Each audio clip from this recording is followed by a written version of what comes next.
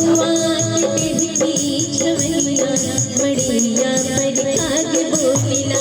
हमारी गौवा के तेरी डगरिया मड़ैया पर आग बोलिला कागे बोलिला हमारी गौवा ला ला ला ला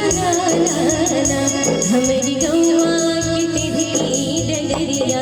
मड़ैया पर आग बोलिला हमारी गौवा के तेरी डगरिया मड़ैया पर आग बोलिला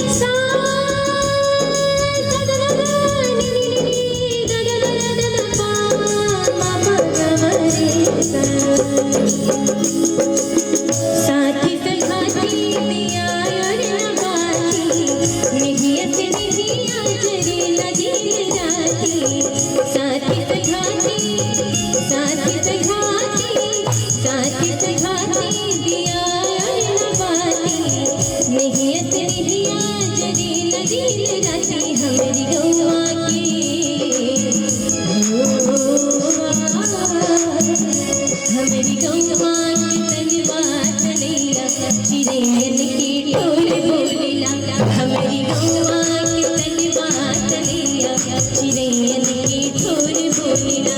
हमारी गौवा के तेरी छवनिया मड़ैया पर आग बोलिला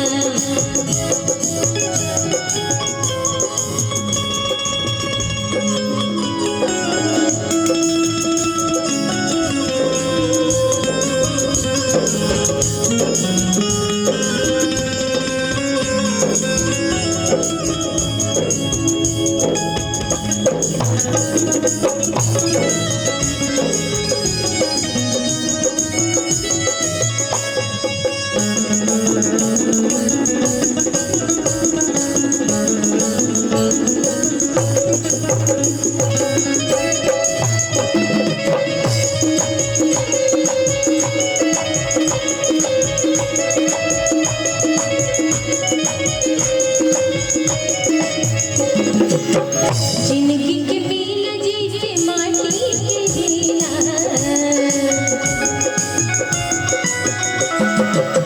तो भी गौर कीजिएगा